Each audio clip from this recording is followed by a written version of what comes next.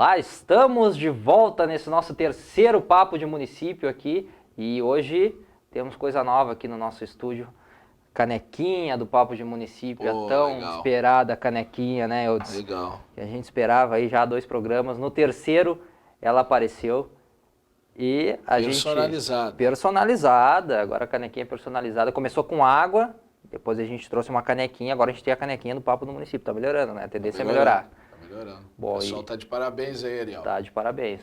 Ariel aí, que apesar de não estar envolvido diretamente no processo, agora tá como nosso cinegrafista aí no nosso estúdio. Isso aí. Tem uma canequinha nova aí para ele enquadrar. Bom, vamos lá então. Nosso papo de hoje, a gente continua falando dos tributos dos municípios, a gente vai falar da administração tributária hoje, que é um ponto-chave aí para os municípios conseguirem tocar para frente seus projetos, né, Eudes?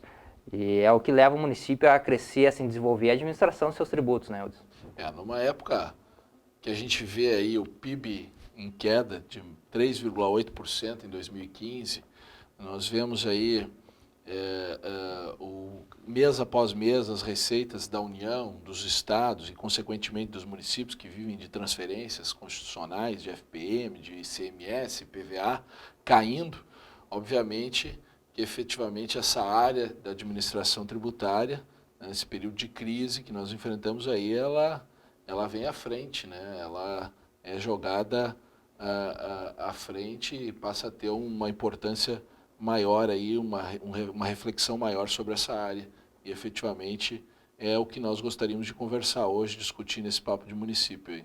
Bom, a administração tributária é um ponto importante para o município porque administra os recursos que só depende do próprio município para se conseguir, né? As transferências a gente sabe que vem diminuindo aos poucos em virtude da crise que a gente vem vivendo, então a alternativa aí para os municípios é fortalecer a sua administração dos próprios tributos, que só depende dele, né?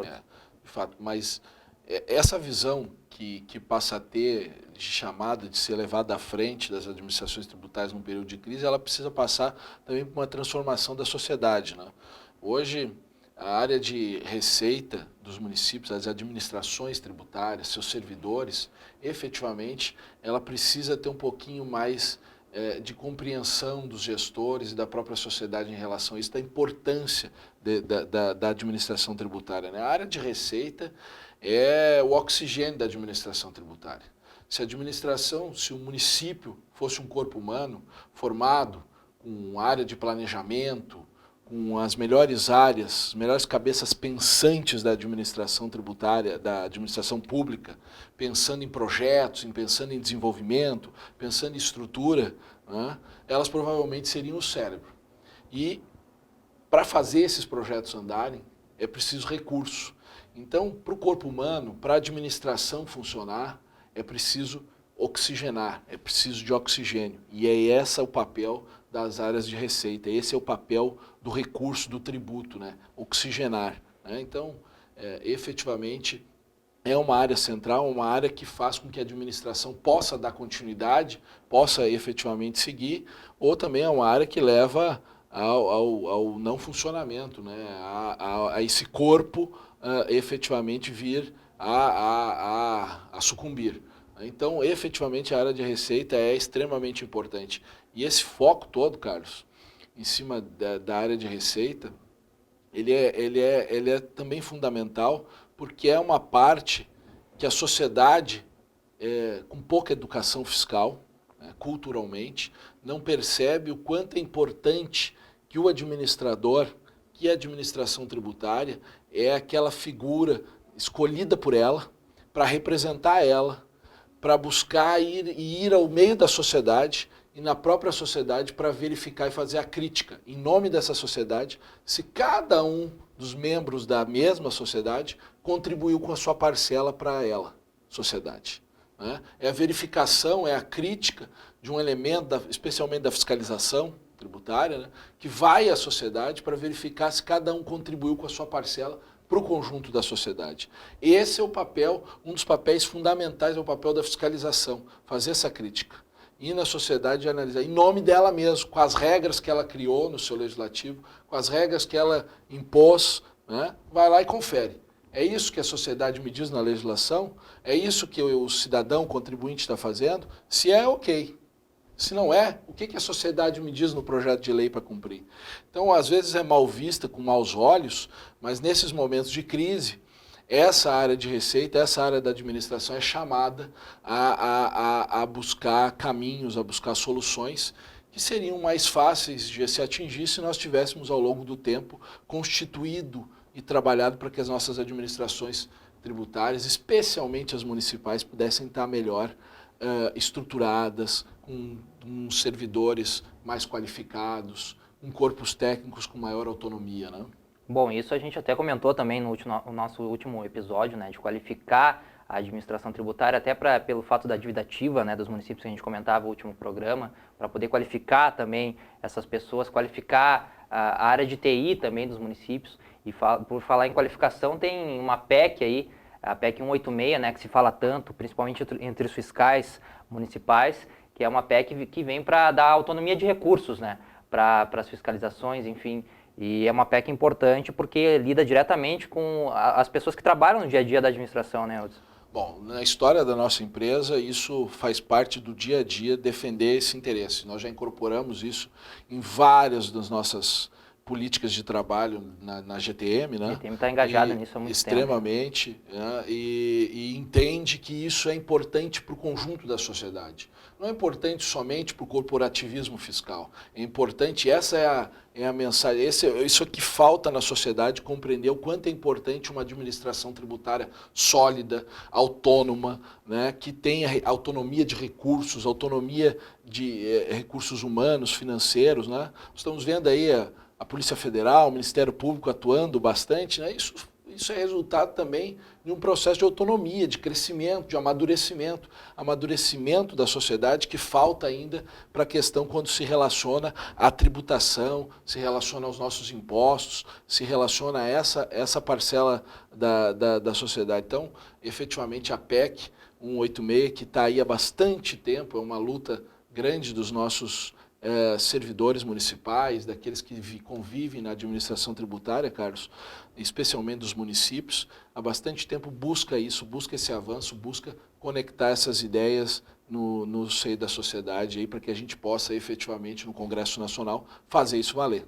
Bom, e a PEC 186 serve não só para os municípios, mas também para as fiscalizações dos estados e da União, mas claro que os municípios, sempre qualquer força extra lá do plenário da Câmara, do Senado que venha é importante, né? E onde tem mais dificuldade, né? Onde os municípios têm poucos agentes fiscais também, muitos dos nossos municípios têm estruturas diminutas nessa área, até pela performance, pelo processo desses municípios, o tamanho deles, então efetivamente fica mais difícil também ter essa autonomia, então a garantia na lei é fundamental. Mas essencialmente nós precisamos de mais educação fiscal no seio da nossa sociedade. É preciso compreender que a sonegação mata bastante, né?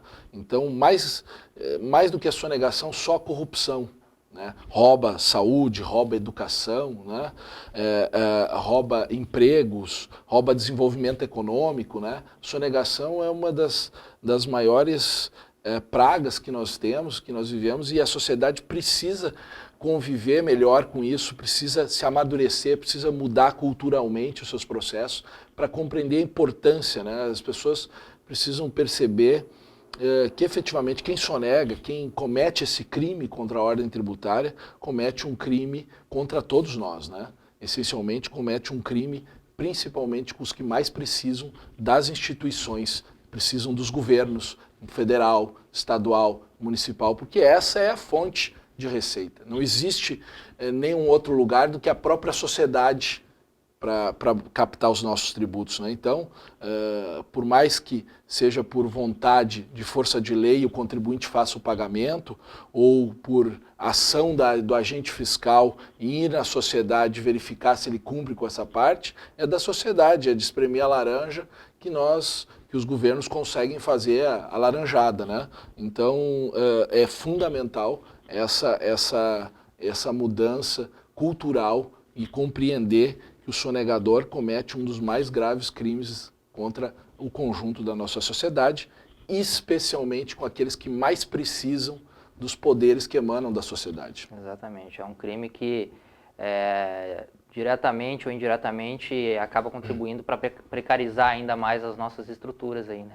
E a educação fiscal sendo feita hoje é uma execução fiscal que a gente acaba poupando no futuro, né? Então a educação fiscal sendo bem aplicada nos municípios também ajuda a diminuir a demanda dos municípios aí nas suas fiscalizações. Mas já falando em sonegação, a gente tem os dados aqui atualizados do sonegômetro, né? Tanto se fala em impostômetro, as pessoas falam porque, enfim, dos tributos, algumas pessoas em algumas parcelas da sociedade não entendem as atribuições de cada ente federado, mas o impostômetro está aí para mostrar que 90 bilhões de reais este ano já foram sonegados no Brasil, né, Eusé? É mais um problema aí, né? Só para começar, terminamos 2 meses agora, né? Estamos 2 meses. no início do de terceiro março. mês aí, né? E nós já temos aí esses volumes que vão ser bastante altos, porque nós ainda temos as administrações tributárias hoje é como a gente querendo pegar água com as mãos, sempre corre entre os dedos. O que fica depois é só um pouquinho aqui, ainda precisamos avançar muito,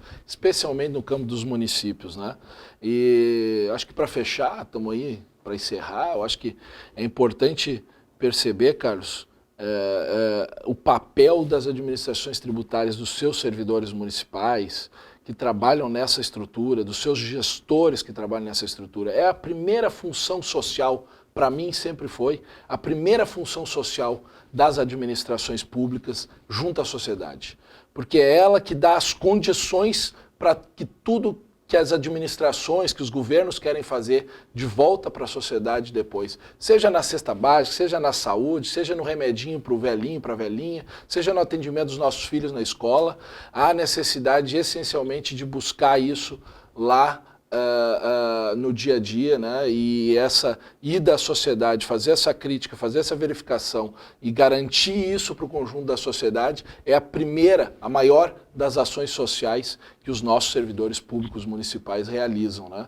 Então a administração tributária tem uma função ímpar junto à nossa sociedade, junto ao nosso dia a dia, garantindo os recursos para o conjunto das administrações públicas, né?